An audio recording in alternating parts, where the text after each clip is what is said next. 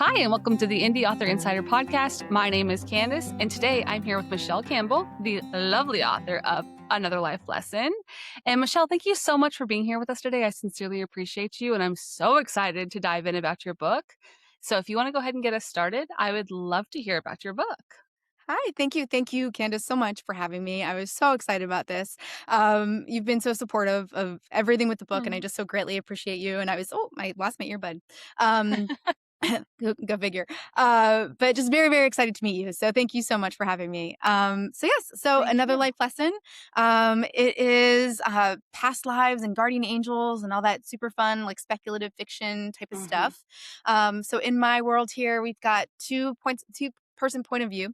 Celeste is our guardian angel. She is hopefully what I would like to think of as like my comedic relief a little bit there. Nora is our soul down here on earth, and she's the one that's a little bit more serious. She's going through it, a little bit more relatable. And so Nora has just gone through something and is kind of messing up her path of life. And Celeste is her guardian angel up in training, trying to learn how to be a guardian angel through Nora, and is realizing that Nora is just kind of messing up and on the wrong path. And in this world, you get 25 lives, and in those 25 lives, you're supposed to learn 7 life lessons. And Nora is on her last life and her last lesson, and so Celeste is like, "Got to get you to this finish line, girl." And so Celeste defies the council, comes down to earth to kind of shake her out of it. And in their interaction, Nora starts to see her past lives. And so the reader gets to see the last several past lives for Nora and just what that means and what that means for her current life. And then we get to see their sort of journey together unfold. So that was a little bit more long-winded. Sorry, No, but no, that was that's it. perfect. No, I Yeah. love that because when I started reading it, for those of you guys that don't know, I've actually read this book. I loved it. I'm a huge fan of it. Nora is so relatable in so many Oh, good. ways. And I believe, was that her Yep. friend that Sam. passed away? Yes. Um, so first of all, I was not expecting Sam, their story to make me cry, but it's fine. Oh. It's fine. But you kind of see it because we do deal with grief and hmm people, we lose people every day for various hmm reasons. I won't reveal why, Sam passed away hmm in the book because you have to go read it and you have to go figure it out for yourself. But with Nora, Yeah. I lost my mom almost 9 years ago, and hmm it's a different kind of journey because I wasn't close to my mother when she passed hmm away, but you still have grief because it's someone Yes. who's been in your life. So with Nora, with the things that she struggles with the addiction and things like that, hmm it's so relatable. Good. And then Celeste, yes, Celeste is hilarious. Okay.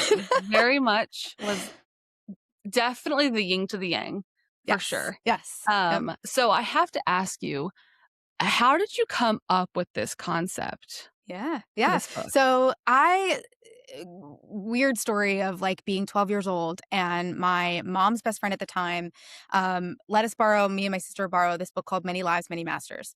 And it's a nonfiction book. It's a therapist who would hypnotize his patients, who then started seeing these patterns of them relaying past life information, and just absolutely fascinated by it.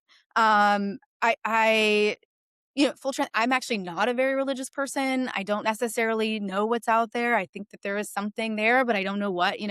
And so I don't know exactly what I believe, but it was still just something, an idea and a thought that really always stuck with me. And I loved the idea of you get something from each of those lives and what you take with each of those lives in the next one and the next one and the Yeah. next one and what that means. And I really loved just the idea of, people and connections and all of this stuff. And so I had for years, honestly, picked at stories that would kind of follow this path. And a lot of it, I think, was probably taking on chunks of too much of what I could really handle. And so I would start something and set it aside and start something and set it aside. And then I started this one, and I never imagined myself as like a fun magical realism writer. I was always very serious, and if I'm going to be taken seriously, I'm going to be a literary writer, and I was in a writing group who, in all honesty, like gave me permission to have fun with this in a very, non-direct way. And it was just like, no, Yeah. this would be cool to do, and this would be cool to do. And I was like, oh, I'm not really like a guardian, like feel a little silly writing about a guardian angel. And now I'm so excited. Like now everything I'm writing is a little bit more fun. And it's been such a great letting go process for me of just Yeah. like, no, writing is fun and you don't have to be so serious and you don't have to, Right. and you can have the serious. Here we are with our Mhm. yin and yang. You can have the Yeah. serious and the emotional and the heart to something with the fun and the imaginative and the exciting piece too. Um, so that's sort of where all this kind of came about. I wanted to focus on past lives. I always thought that was such a cool concept and cool understanding. And then Celeste, who wasn't even supposed to be in the book, became such a huge character in the book, just giving myself permission to have fun with it, Yeah. truly. So yeah, Yeah. yeah, I love that. So Celeste definitely it is dual POV. I did love that a lot. good. But yeah, Celeste, you almost feel like even though it's dual POV from a reader's perspective, I have Hmm. not told you this part, but you almost feel like it's Celeste's story Yeah, with some glimpses from Nora's perspective. yeah. And the guardian angel aspect. So you were 12 when you got the book, Hmm. and obviously you're not 12 anymore. At least I would sure hope not. No, far from it. Um, so when did you start writing this book? And then what Yeah. was the hardest part in getting started writing the book? Yeah, that's a great question. So, it's a great question because I had started it in several different ways in several different areas of my life. So, so this is I count this as my first novel, if you will. Yeah. But when so about 12 years ago, I like hit my 30s, and I was like, oh, I'm gonna self publish. I'm gonna put something out there, and I kind of shoved something out there that probably shouldn't have been. Right? It's one of those like Yeah. didn't learn as much as I should have. Back then, self-publishing wasn't as, supported, I think, as it is today, and so, I put that up and I took it down almost right away, and I say all that to say within that time frame, I really kind of battled with the writing process and, who's good enough and who's this and who's this, and so I started and stopped this story specifically 1,000 times. One of it was going to be I'm from Pittsburgh, and I had this vision of the 1970s and this young kid who just remembers things from his like that kind of thing. I did another thing that was with a younger girl who was like dancing with the devil, and like she was just living a really life, and here she is, she needs to just correct herself, and but like nothing ever really felt right. And then I joined a writing group here in Greenville, South Carolina.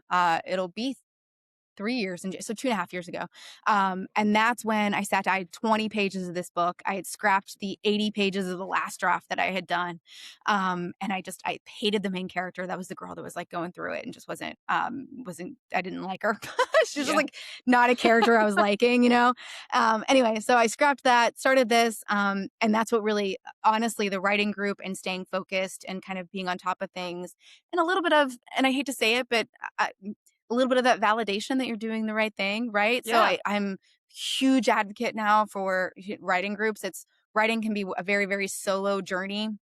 Mhm. And for someone like me who does have a lot of self-doubt and questions everything I do, Yeah. sometimes you just need that support and you need that validation, and you're not going to learn if people aren't telling you what you need to correct, and you're not going to improve if people aren't there to kind of guide the way with you too. And so huge advocate of that now. I will preach that to forever. So joining that writing group and getting that focus and getting that kind of discipline with it is really why I was able to kind of build this for sure. Oh, that's great. I will say the writing groups, they have been more and more on the rise. Yeah. Um, a lot of people don't know my journey to where I'm at today. Yeah. 5 months ago is when I started this journey. Oh Um, my gosh. yeah, That's it's amazing. it's when I tell you every door flew open, I feel like there's a Celeste in Wow. my life over here, like just Yes. just man Wow. alive. I That's started incredible. a book club, and I Mhm. had a lot of people that were reaching out that were saying, "Hey, I would love to like do a writers club. Do you have the Oh, ability to do a writers club?" And I was like, "I'm not a writer. You yeah. don't want to see my writing, okay? I'm very ADHD. I will be talking about this, and then I go here, and then I go to there, and then I come back to this for only half a second. Yeah. And by page 3, you'll be, where am I? I have no idea."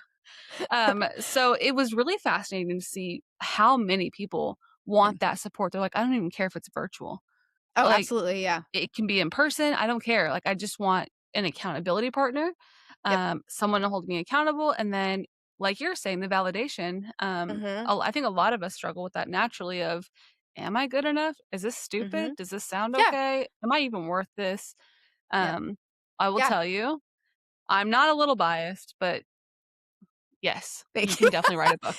Thank you so much. I 100%. really appreciate that. You're Thank you very welcome. much. You're Thank you. welcome. Thank you. So with Nora, Yeah. did they help you develop your characters, or did you already have that in mind? So Nora, I had a pretty good idea of what I wanted, for sure. I genuinely love the developing of characters. Like I am a Mhm. reader for characters. I love character Yeah. development stories, like all of that. So I think to say, I think you bounce things off of people, and so of course a writing group will read your writing and say, "Hey, can you elaborate here? Can you dive deeper into this?" So that is tremendously helpful. But I do think I had Nora sort of in mind with what I wanted and her struggles a little bit. Mhm. So yeah, so I think for that, but of course, like I said, any help is is tremendously helpful. So yeah, Yes. yeah, With their personalities, so Sam's family, yes. Nora, correct me if I'm wrong, but Nora has another friend that's alive in the story, correct? Or is that Oh, Barb? Are you thinking I Barb, her think so. coworker? Yes, uh-huh. Yes. Okay. Yes. And then Celeste. I'm like, I know there's another person in this other Yeah. than Celeste. So with their characters, did you draw inspiration from people that you knew, like for their personalities? No, that's such a great question. It's just funny because I had a friend of mine read this, and she and I actually just recently sat down and talked about it. And she was like, I had a hard time enjoying it because I just kept wanting to pin people on people. Yeah. You know what I mean? Like, oh, Yep. is this person after this person? Is this person after this person?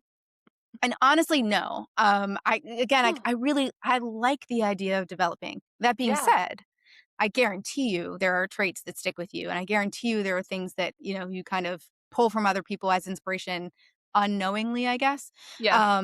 But yeah, so I'm sure there is to an extent. I'm sure that there are people that I know that you could read some of this and be like, "Oh, that kind of reminds me of so and so." Yeah. So for instance, I'm writing something right now that is very, very sibling dynamic heavy. I Okay. grew up with two sisters, so myself, three girls and a boy, and this is three girls and a boy. So I'm sure there's a lot of that, right? Like I'm sure you dig into a lot of that, but I also am Mhm. not picturing, my sister as this character A and my Yeah. brother as this character B. So yeah, it's funny, but it is funny that to hear people who know me who read it who then go, "Oh, is this person?" I'm like, "No, Uh, no," no. but I'm sure there are things like so. You still have to be careful around writers because I'm sure there are things that stick with you. Absolutely, because Yeah. I think you're the first person I've talked to that has said, "Not really," because most Oh everybody wow. Yeah. says, "Oh, yeah, that person's based on my mom," Yeah. or, "This person was a bully that I Yeah. had in high school." I think why I honestly think that a part of this is the first book that I wrote, I did very much do that. I Mm, was going through a lot emotionally at the time. There was a lot in my life that I wanted the story to focus on this, and it ended up focusing more on this. And I think that's where my disconnect of this story occurred, and I just kind of allowed myself to spiral yeah, into it, where this character was this person, and it was like my relief to get on, to get back at or whatever it might have been. yeah, And so I do think maybe I'm probably a little bit more aware of that, maybe, and just I wanted to remove myself so much from this, if that makes sense. Um, absolutely. so yeah, but like I. You had mentioned losing your mother, and I'm so sorry. I lost my Mhm. brother at a really young age. He was Oh, I'm 26 when he sorry. passed away. I was 21. So I'm sure there's a lot of that grief that Mhm. Nora deals with, and Sam. So there's always going to be that. But when it comes Yeah, to like a very specific character, I think I tried to kind of steer away from. If that all yeah, makes sense. yeah, no, that Yeah. makes sense, and I'm so sorry to hear about your brother. No, thank you. Um, Thank you. so not I don't wanna be sound crass, but did you deal with any of the grief when writing? Like, did you process So, anything when writing that so part? no, and I wouldn't be uncomfortable at all, and it's funny actually. So, my brother, it would have been 20 years ago or 20 something years ago, right? So, I definitely think that I've gone through that process for Mhm. sure. I will miss him dearly every day for the rest of my life. So I'm Sure. not, you don't ever get over that. Right. But I do think had I written this book, at 22, right after he passed away, I think that probably would have been a very, very, a likely situation, right, where you're kind of dealing with it and Mhm. learning through this. I think and this is probably what happened with the first book too. And again, a different situation, but when you're so knee deep in the emotion of it, it's very hard to have clarity Yeah. around it. At least for Yeah. me, I shouldn't speak so generally, but Yeah. I think that's what was happening before. Whereas now, I have been able to kind of process a lot of that and kind of learn from a lot of that, and so I was able to, I think, write a little bit more clearly to Yeah. it. Yeah. So I think, yeah. But I've always been very, very open about him. I've always talked about him. It's how you keep people alive to me. So that's very, really, really, really important. But yeah, Yeah. so I don't think I learned to process it through this, but I definitely tapped into that feeling for Yeah. sure. Well, it's very real in the book for Oh, sure. thank you. Like, it's definitely relatable in the sense Thank you. of feelings, and being Mhm. emotional, and I think it's important. It's important to note, like, when you can make your reader tear up, I feel like you've made a genuine connection, because there's so many times you go into a book knowing it's fiction. Yeah. Okay, this is not real, etc. So sometimes people just fly over stuff like that. But then you Mhm. have a book where you're emotionally tapped in. And I think Yep. with Nora, with her being so relatable, you have no choice but to get kind of sucked in, because you're like, oh, girl, I can relate to that. you know, Well, thank you. Whoo, Good, I know thank how you. that feels. Yeah, yeah. So Thank you. I definitely know, like, from my perspective as a reader, having gone through grief, it's Mhm. definitely that touching of, okay, yep, I can definitely feel that for Oh, sure. thank you. Thank Um, you. of course. Was there a part or a time where you were just like data dumping the book because you were just so excited about a certain section of it or a certain portion of it where it just came super easy to you? Ooh, that's a great question. That's a really great question. So I don't know if about like a specific scene or a specific portion. I'm sure there Yeah. were, but nothing like very much so comes to mind. But I will say this, and I'm loving it in this next book as well. So I'm learning this about myself. I'm really loving draft 2. So Yeah. draft 1 is you're sitting down, and I like draft 1, right? Like you're sitting there Sure. with an empty Yeah. page and it can go everywhere. And I'm not a planner at all. I'm very much a pantser. And I love that. I love the "Where are you taking me?" I Yeah. really I am that goofy writer that's like, "Nope, my character is writing the story. I'm just the conduit." Like, um, but I'm also an underwriter at first. I do just kinda Hmm. data dump and throw stuff down, and then I fix it up later. And so draft 2 is always really fun for me because I get to go, "Oh, this is like a really extensive outline, and here I'm Yeah. just filling in those details." So I do love that. Or I love, like, when you're writing and you say something three paragraphs up, and then something just comes out in the 3 paragraphs down, and there's like this weird ass connection, and you're like, I knew I was going somewhere. Like, this is awesome. Like, that is that moment you're like, yes, I'm good at this. I'm good at this. Like, Yes. so yeah, yeah. So there's those moments. But I did love the past live stuff, to be honest. Mm. And it's funny because I'm not a researcher. I'm not big at like I love as much as I love to read and I like to research, I'm like, give it all to me and I'll read it all, but I don't want to dig for it. Oh, Um, same. yeah, right. Yes. So I was like a little bit intimidated, I guess, by like the past live stuff.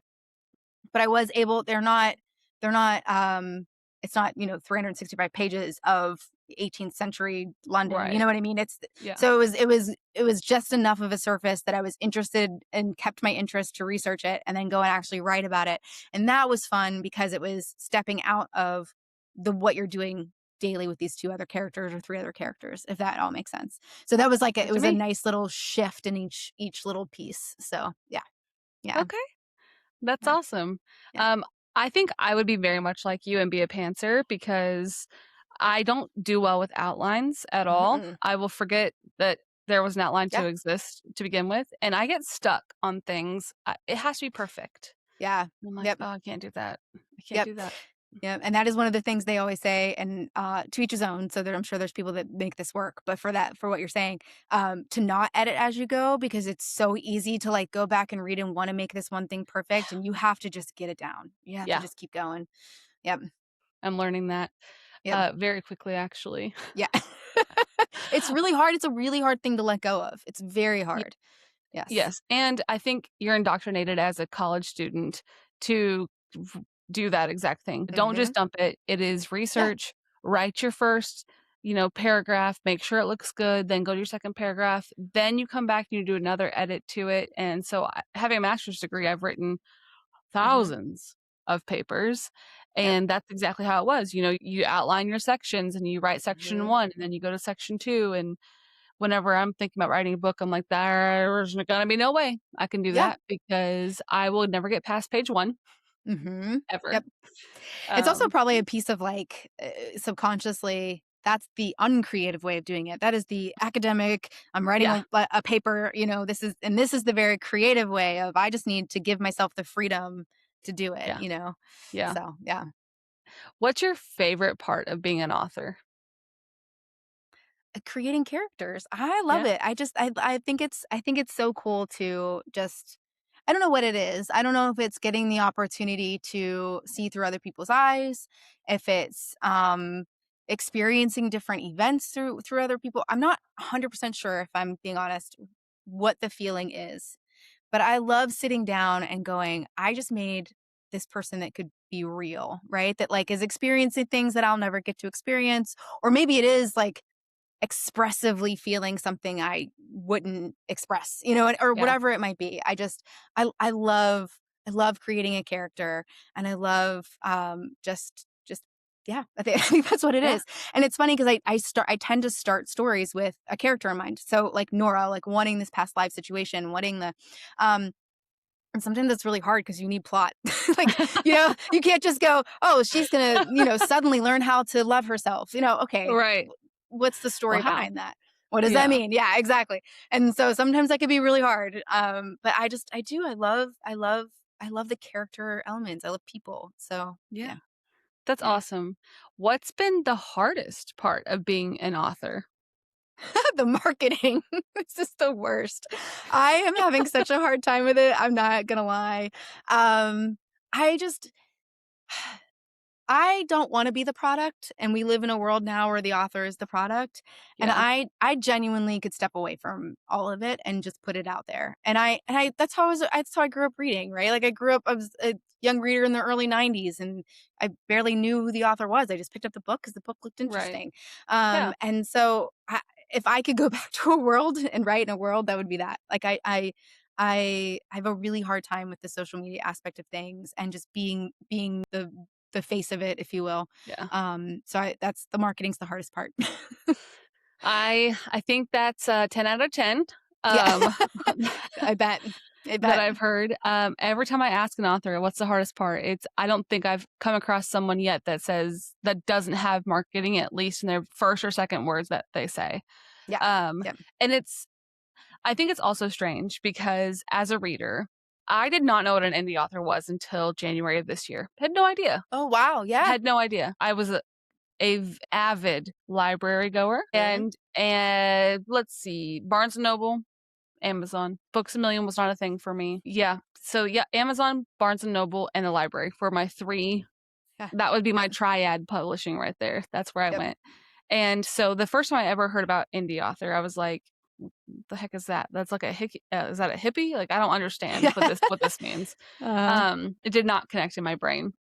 So once I found out what like indie authors meant, and like the research I've done in the last 5 months, I swear I know I'm learning every day. But as I'm getting, this is going to sound so conceited, as my yeah. social media platforms grow, Mhm. more and more authors drop into my DMs, Yeah. and some of them are phenomenal and they're super sweet, and I cannot wait to jump on reading their book.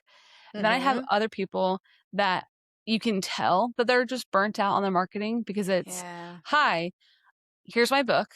Go Mhm. purchase it, read it, review it. Thanks." Thanks. I'm like, "Hi, my name's Candace. It's super nice to meet you. Yeah. Yep. Um, what Yep. genre is your book?" Yep. Yeah. And I tried to have a little bit of patience with Yeah. those particular messages because as someone who supports indie authors, I do understand the struggle and how just Yeah. draining it can be, especially if that's Yep. not your forte. But Mhm. I can only imagine how many people get turned off by Yep. indie authors, like Oh, for sure. the name in general because Yeah. of that.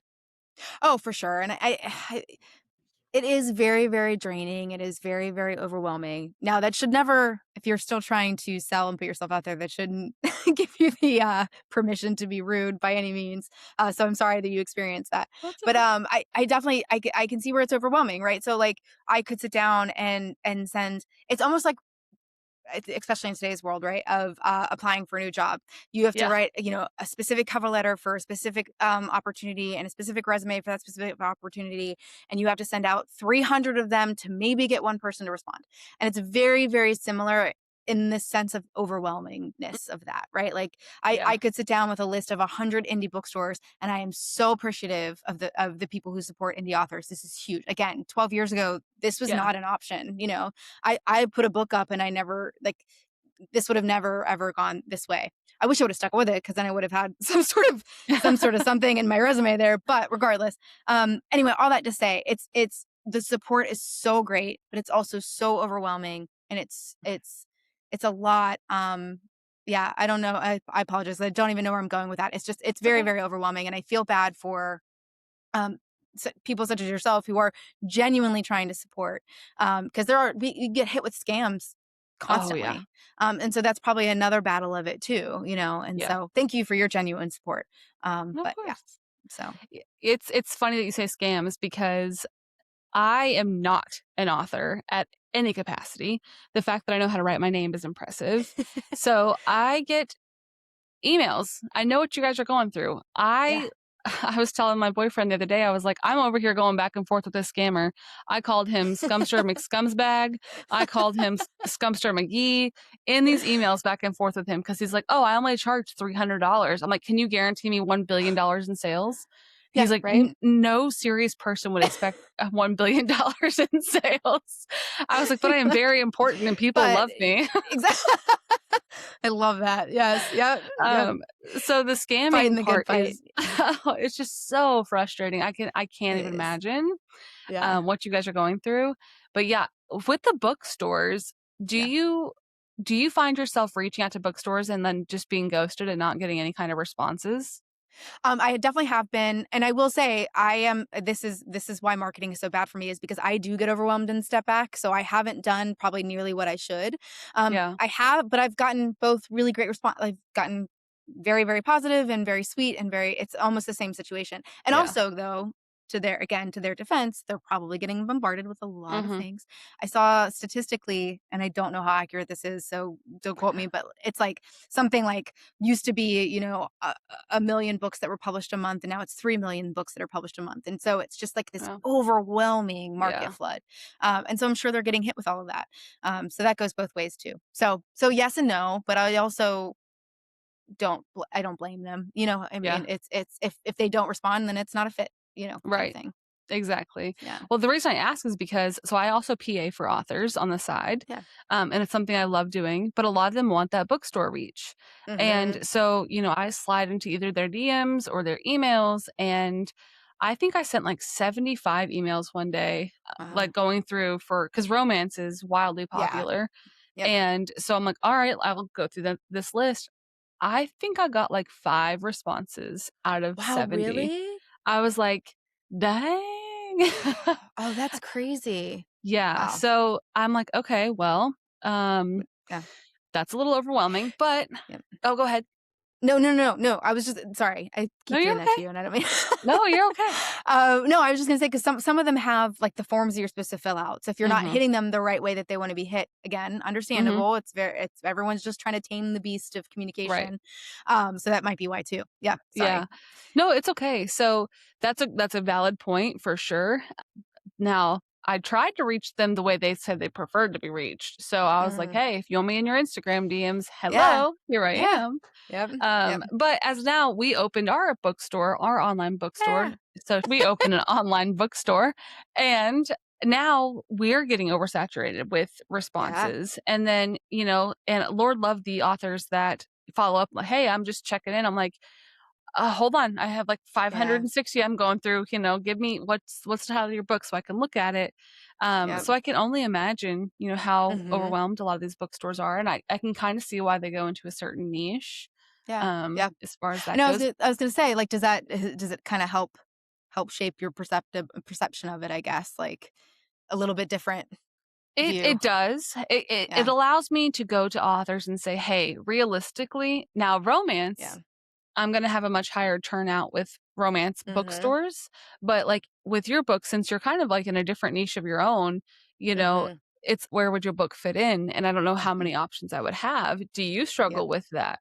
I struggle with it big time, actually. I actually really appreciate you and the space that you're in recognizing that, if I'm being honest. Just because even when I go, to, like, the different in-person book fairs, I get people who are like, "Oh, I don't wanna feel emotion," and, like, won't even talk to me.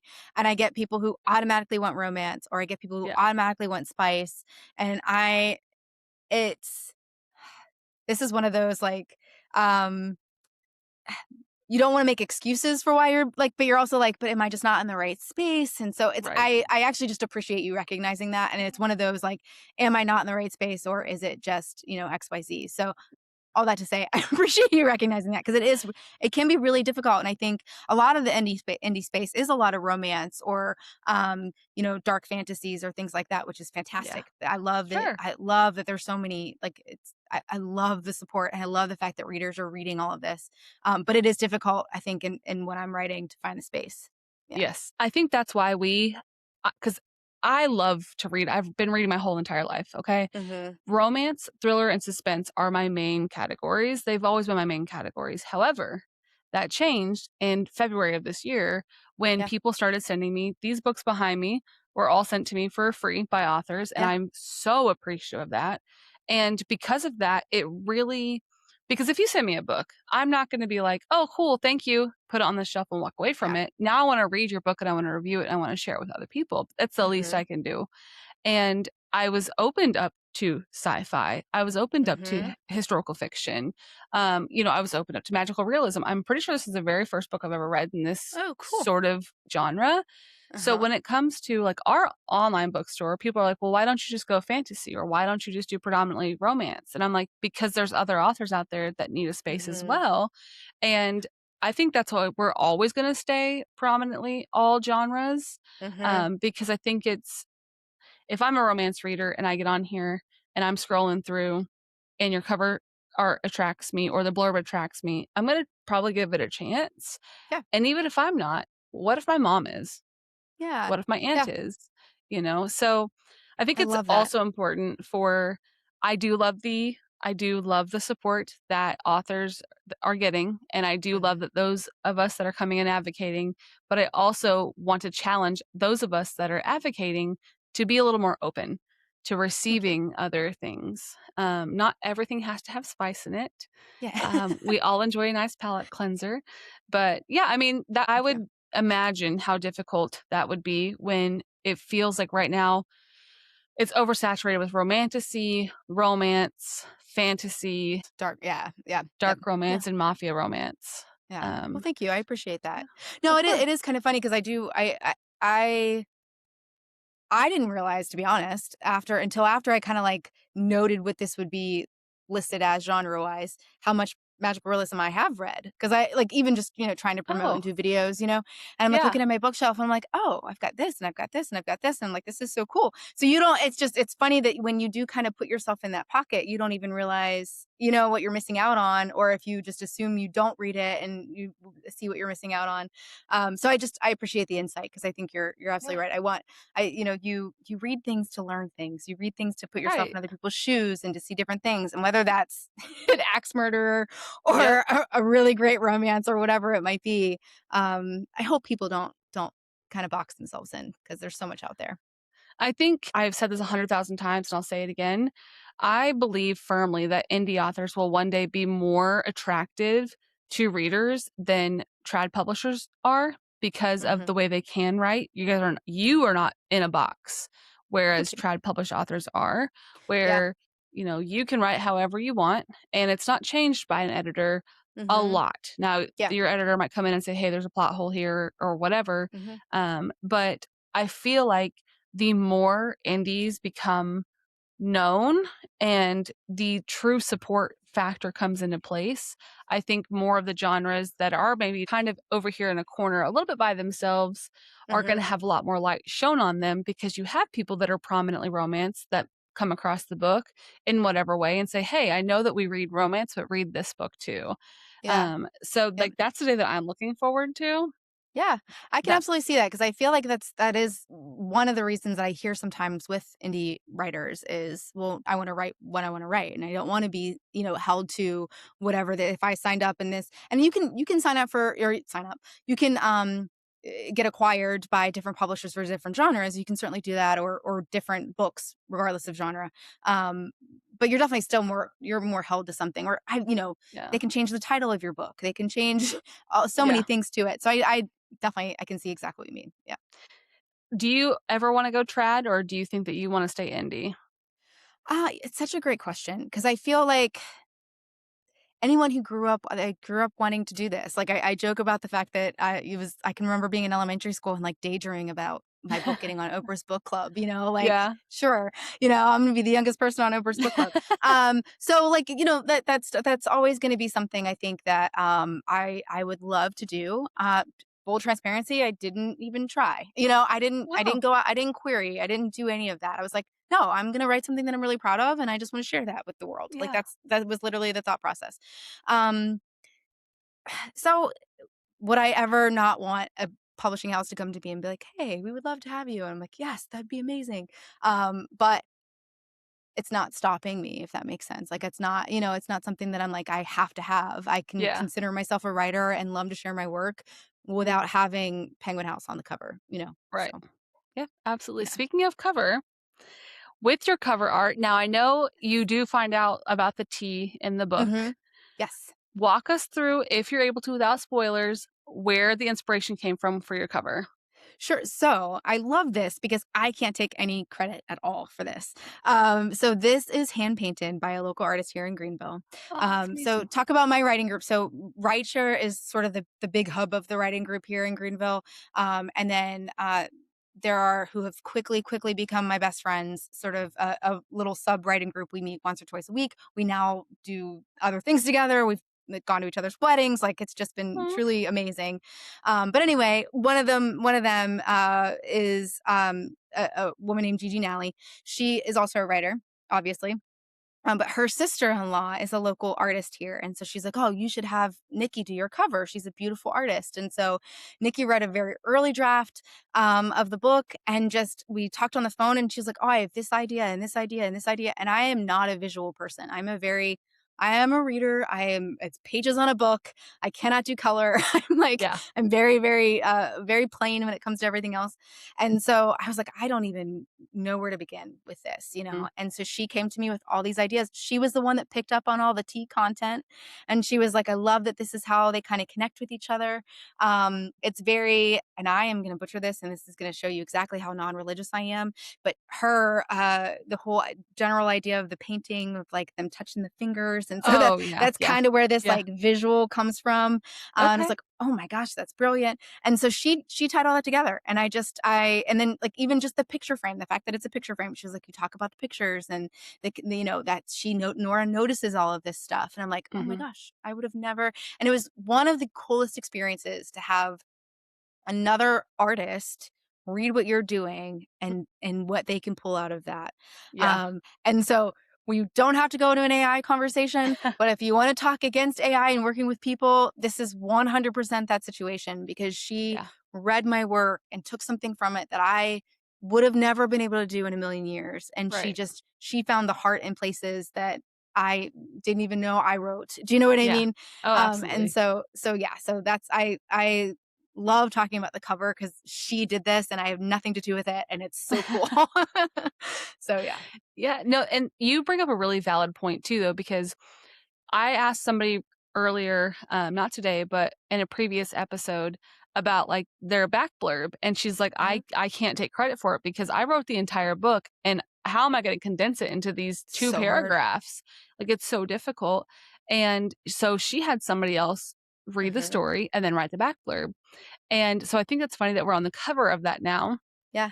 And I think it's the point that I really like that you brought up is the whole AI thing. I know it's very controversial, so I won't Mhm. elaborate too fully on that. But I think it's important that whenever you are writing a book, you look outside of yourself for that cover piece or the back blurb or something else because you might perceive your book one way, but Mhm. your readers may perceive it completely different Yep. and see things that you don't necessarily see in the book. And you might be obsessed with the dragon that's over here eating butterflies, Right. but nobody else is. We're over here talking to Klaus and his buddy, Yep. and we want the Yep. vampires on the front. Yep. Yep. Um, so yeah, that's fascinating. And I'm sure, do you know how she feels about having a published book that has her art on it? I think she likes it. She's always been so great about it. She actually gave me the hand painting. So I have the hand Oh, paint the painting, and I should go grab that. I take it to all the book fairs with me. that's But amazing. no, she's also like, she's gross. She's a doctor and just like Yeah. remarkably talented. I'm like, can you please give some love to other people? So she's like Yeah. very like, this is also kind of a hobby of hers, but also is very proud of it. So I do Yeah. think it really enjoyed doing it. I hope. Oh, That I can say that for her. I bet she probably did for Yeah, yeah, sure. yeah, yeah. So, what is one thing that you would want your reader to know if they've never heard of your book or they've never read your book? It's so funny because talk about a blurb, right? And I still even I rambled when we first opened about the what the story is about, and I feel like I ramble it That's every good. time I talk to somebody, and so there's always this like, what do you want? And I think there's the sales pitch of it of like, oh, it's so cool. There's past lives, and it's Sure. such a unique story, and all of that. Um, but I genuinely think what I love and I hope is true is that whatever anybody is going through in their lives, I think can get something out of this. And so Mm, I think I know that, sometimes it's not always the easiest thing to read something that's emotional. And I'm proud of that emotion, but that's not all that's here. Um, right. but I do think I think that there's a lot you can get out of this. And I think that it's not a book that is so blatantly you're not I'm hopefully not telling you what you need to get out of it, if that makes sense. Yeah. Like Yeah. it's very much like this is the ending and this is what you're supposed to take away. And I like that. And I like that whatever it is you're going through, I think you can get something from this. And I think that there's a lot that could speak to a lot of different people in a lot of different scenarios. Yep. I Yeah. agree because you do touch on several different things. I mean, just to kind of put them in overall from a reader's perspective, what I feel is, Yeah. you touch on addiction, you touch on Mhm. grief, you touch on acceptance, not only acceptance of yourself, but Sam's parents accepting Mhm. her. You touch on fear because of, she ran and she hid, but she Yeah. essentially kept herself away from his Mhm. family because of the guilt that she felt. Mhm. And then you have good old Celeste over here who is like, I need to help this girl because she's just not, it's not connecting for some reason. I Mhm. gotta, it's like putting a puppy back on the puppy pad. Get back over here, girl. Sit down. So you touch on so many broad topics that Mhm. I think it's going to be like nearly impossible to not connect in some sort of way. Like I don't have any addiction, but my mom did, Mhm. and I do have grief. So I think it's important to note that yes, there are several different things that you can connect with for sure. I don't know. I just have so many good things to say about this book. Thank you. I just Thank you so read it. much. Sit down. Thank you. Yes, Pay please read attention. it. Yeah. So with that, I know I've kept you here for a little bit, but I do have about two more questions for you. Yeah, please. When you were going through the writing process and you knew you were going to publish this and you knew that this was something that you wanted published on the shelves in people's hands, Mhm. did you go through what most indie authors go through in the sense of getting ARC readers, street team, beta readers, or did you just publish and go? So yeah, I did what you probably shouldn't do, which is publish and go. And so there's a lesson learned there for me for sure. So I did a little bit of pre-sales. So I just being completely honest, I wrote this again. This was my like step back into writing, right? So I, Yeah. I did what I had done, 10, 12 years ago. Was very disappointed in myself with all that. It took me a long time to build the confidence to go back to writing. Yeah. And I was like, I am just going to write something I'm proud of, period. Don't even know if I'm going to do anything with it. And then you get to a point, and I do tend to be a pretty like ambitious person. And so you get to a point where you're like, nope, got to get to the next step, right? So I'm like, no, I'm gonna put this out there. I'm gonna self-publish. And then you kind of get to that next step and that next step. And now you're like, dang it, I probably should have done the ARC readers because Mhm. I've now learned just how vital and how important the ARC reader process is, Mhm. and genuinely appreciate the world that that exists in. Like it's Yeah. amazing, and the support is so amazing. Um, so I did not do that. I should have. Lesson learned. Lesson to anyone who's listening, who is thinking about doing this. I think it is really, really important. I'm sure there are people who have been very, very successful without it. I think I Sure. should have. And so I will do that. I will do the process with the next one. Now I did do beta readers. I did have, I think, 6 beta readers, which was really Oh, nice, wow. and then That's editors. great. And so that was really, really nice. I had really great Yeah. feedback. Beta readers are really important because you don't realize the plot holes you write yourself into. Like you just don't. It's one of Yeah. those, you can edit and edit and edit and edit, and there's things you don't see because you're deep into it. So very important. So I did at least do that. But I will do the ARC readers and the street teams and everything moving forward for sure. So So my follow-up question to that is, with AI being as big as it is, mhm. especially the reader space, I understand from a reader's perspective how it could be tempting to put someone's book to the chat of the G of the P of the T and say, write me a synopsis so I can write this review, right? Would I ever do it? No. But do I understand like the pressure of wanting to be an influencer and making sure I have all these reviews done, but I can't get all these books read. So if I just do this, so I know there's another author that I follow who her book was just pirated, and then another author's whose book was put through the AI system. Um, do you have any advice or any feelings on how to protect your work from that happening through the ARC reader phase?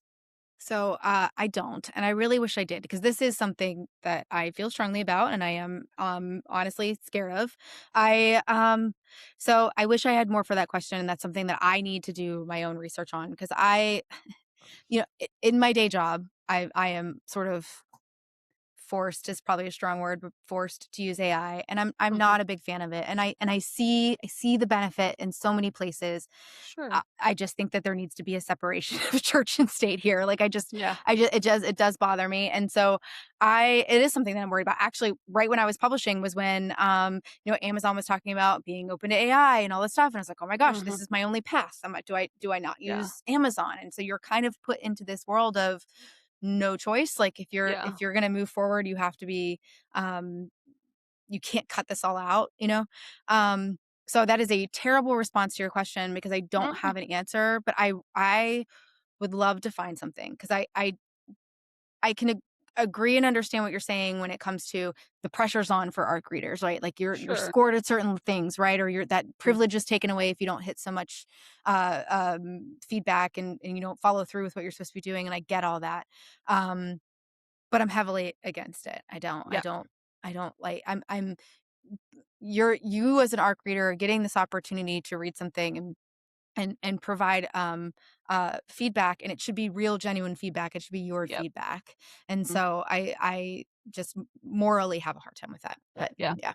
No, I agree, and no, that's a great answer because, I think it's something that we're trying to navigate, as it's Hmm. becoming more and more popular.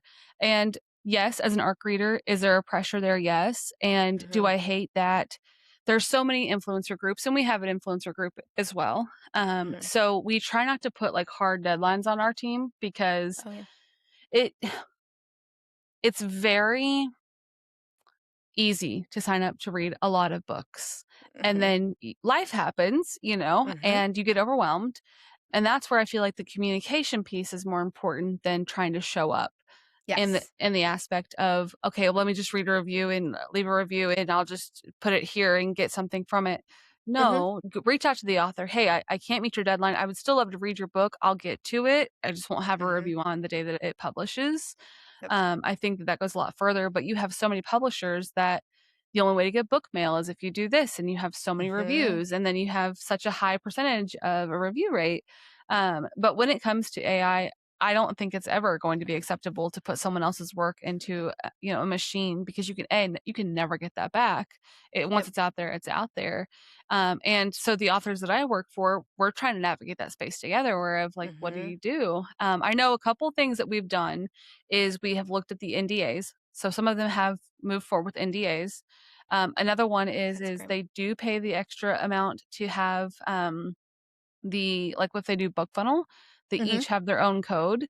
So if it is Yeah. pirated or something, it can be tied back easier. Unfortunately, it's a financial burden at that point, Yeah. because if you go after this person, how are you going to pay for that? I mean, and you spend so much time fighting for it. So I Hmm. hate that that has become a thing in the reader space. Yep. It's like we want these arc reads, we want the excitement. I've seen a couple of comments about it's no longer going to be an arc read type of situation. It's going to be a pre-sale type of Yeah. situation. Yeah. Get the hype out there, and then you get to buy it. Yep. I know, and it's one of those I have no idea how to fix, but it Yeah, is, and because it's even tied with, and sorry if we're gonna go down this down a rabbit hole, but there's even this tie of like I see a lot of being in the indie author space of indie authors that are really mad about say 1-star reviews, right? And they're like, oh, and they'll get upset, and then you have a reader that comes in and says, stay out of the reader space.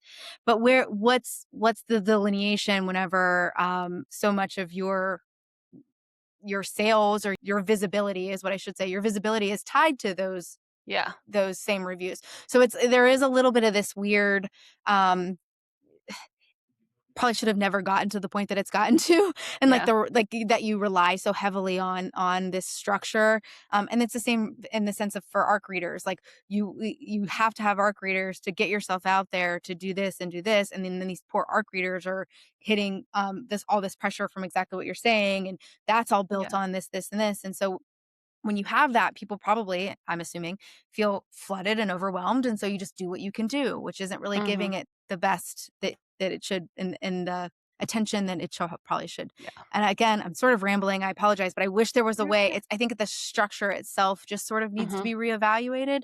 But how do you do that? Yeah. And I hate that because I like before I really got into this space, if I would have known that there was a way to get a book for free to read and then provide feedback, like that's the coolest thing ever. It's the coolest Yeah. concept. And when you are a genuine reader who just loves to connect with a writer, that is so Hmm. cool. Yeah. And to your point, I would so much rather have somebody message me and go, "Hey, I never got to this, but can I still have it?" I'd be like, Yeah. "Absolutely!" Like Yeah. I get it. That's life. But thank you for talking to me about it. Yeah. So yeah. Or you have a reader that drops into your DMs and says, "We need to talk," and then leaves you on read there for a hot little minute like I did. You scared the crap out of me. I was like, "Oh my god, she hated it." I was like, "How do I do this?" I was like, I want her to know that I love it, but I was like, also, I kind of need her to be scared for a second because I need the build up.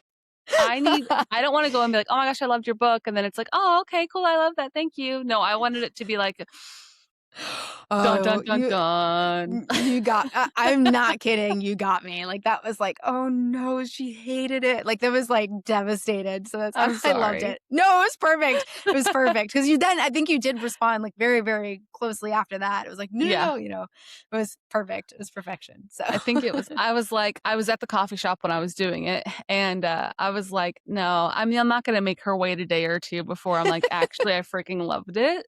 But it was definitely one of those books where it'll stick with me, and I know it's very much because it's not a genre that I would typically read, Mhm. and so I think that's also for those of you guys that are listening, reach outside your genre because books will stick with you when it's not something that you're repetitively reading. Yeah. But I knew it was gonna be a book that stuck with me, and I was like, "How do I stick with her?" Yeah. Got it. Done. Mission accomplished. Mission accomplished for sure. Thank you so much.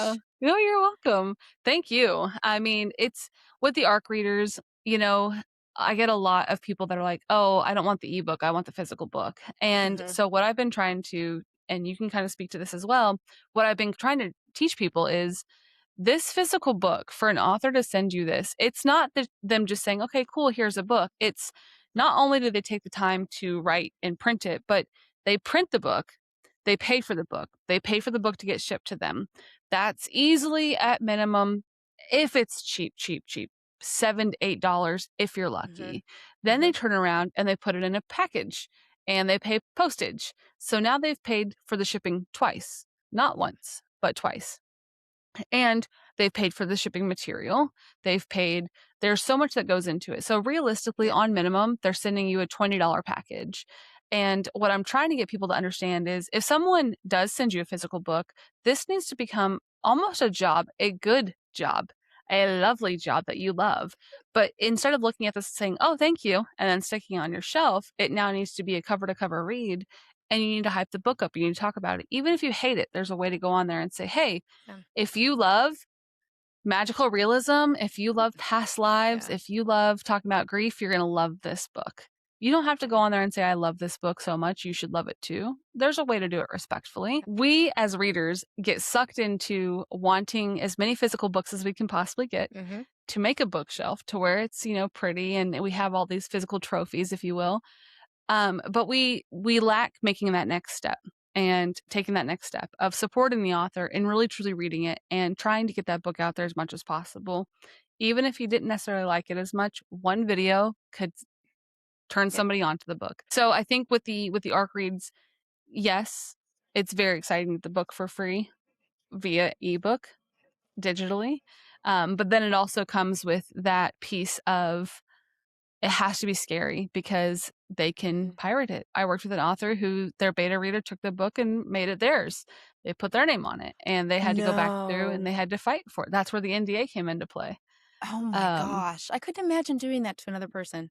right. Me either Oh my at gosh. all in any capacity. But it has to be scary at times Mm-hmm. that we're supposed to be a community that loves hyping up, whether you're trad or indie, it doesn't matter. The whole reason we Mm-hmm. want the book is because we want it before everybody else. I don't understand. And for those of you that are listening, if you've done this, respectfully, I don't vibe with you. But for someone to say, hey, I got this book for free and now I'm going to put it into something or I'm going to claim it as mine, that part I don't like about the reader space. Yeah. Those little bad apples make it bad for the rest of us. Yeah. Well, that's it. You hit the nail, right? Like it's going to ruin a really great reader-writer relationship and very exciting space to be in as a reader, for the handful of people who do and can easily ruin it for everybody. Yep. Yep, Um, absolutely. but thank you for pointing out the kind of the difference between the physical. I'm very clearly a physical book reader, and I honestly genuinely do think that there's like an emotional attachment difference to read a book that's Oh, on a 100%. Kindle or online or whatever you might do to if it, so I fully support and understand exactly why you would want the physical Yes. book, but it can be very, very costly. Mm, But you're right, then there's absolutely terrifying side to this of the ebook. yeah. So yes, I wish you and I could solve all the problems. Yeah, I Yeah. mean, it's to the point where like there's authors that I reach out to where I've seen their book and I feel really rude saying this to them like when they're looking for ARC readers. I'm like, "Listen, if you're looking for ARC readers, I'm more than happy to do that. Can I pay for your author copy and the shipping? Whatever your author copy and the shipping is, can I pay for that so I can get a physical book?" Now, I don't do that all the time, but there have been times, but I feel bad as an ARC reader. I'm like, "I know you want me to read your book for free early on. It's an Mhm. exchange. This is a relationship." But it's like, I hate coming at them because I'm like, I know you get an author copy price Yeah. versus, the published price. So far I've had pretty good Yeah. like they've been receptive to that if they're already publishing a printed book. Yeah. Because essentially, I'll say, hey, I'll pay you $1 on top of what your author copy is. And it might only be $1 profit. I understand that. But at the same time, it's like, a lot of authors are open if you reach out to them and say, hey, I prefer a physical copy if I can pay Yeah. for the copy itself or even the shipping. Yeah, honestly, I was like you said that you felt rude doing that. I think that's phenomenal. I don't, especially with an ARC reader, I don't care about making the money. Like full transparency and probably a huge shocker, we don't make a ton of money off Right. of the books. So What? like if so if I can do it without paying for that piece of it myself, if that makes sense. Like Right. I Yeah. have no problem with the zero wash there. I love just getting it into somebody's hands. That to Yeah. me is the coolest thing ever in the whole world. Yeah. So yeah, I think that's really kind of you. I think that's Mm. really thoughtful. So Well, thank you. Yeah. yeah. That's what I've gotten a lot of influencers who are like, hey, I would love to get a physical copy. I'm like, are you open to paying at least the shipping? Yes Mhm. or no? Yeah. Because kind of like what you're saying, the wash, Mhm. it might not necessarily make anything, but you also won't be out making that Right. either. Exactly. So I Exactly. think that's fair. I think especially if it's a book that you really, really want, instead of paying Mhm. $32.99, you can pay 10, Mhm. steeply discounted, still an ARC, Yep. but at least you have that physical. Because I love a physical book too Yep. over an ebook any day of the week. Yep. Um, Especially when you can go back and you can look at it and it's so Yeah. pretty. Yeah. You're like, "Oh, yeah, I remember that book." That one. Uh, Yeah. so Oh my God. definitely. I spend hours, like, don't ask me for a recommendation simply because I will spend hours in front of my own bookshelf and go, oh, remember that? Or, oh, remember that? I can't Yes. help it. Yes, Can't help it. that happened today because I had a girl at work, she was like, "So do you work with, like, authors and, like, do you, like, do books?" And I was like, "I mean, yeah, I guess, like, that's how you can phrase it, sure." She's like, "I need something really spicy, like, dirty spicy." And I was like, "Well, do you have time? Yeah. Because I have this book, this book, this book, this book." And she's Mhm. like, "How do you remember that off the top of your head?" I'm like, "Well, when something's that spicy, Yeah. you'll remember it." It sticks with you. Yeah. It Yeah. sticks with you just a little bit. But then when I have people that come to me asking for clean books that Mhm. are not necessarily romance or whatever, you have other books that stick with you and you're like, "Hey, I Mhm. have this opportunity." Um, so I definitely will be reaching out to you to carry your lovely book in our store Thank because it is you. one that I love and it's one that I will support 100%. Thank you. But yeah, I think that's a great way to end this conversation is if you're looking to get a physical art copy, it doesn't hurt to reach out to the author and Yes. offer to pay for at least the shipping at minimum. And if not the shipping, the author copy and the shipping, which is still significantly cheaper. But please, by all means, if you have the extra dollar, throw the extra dollar in there. It is some work.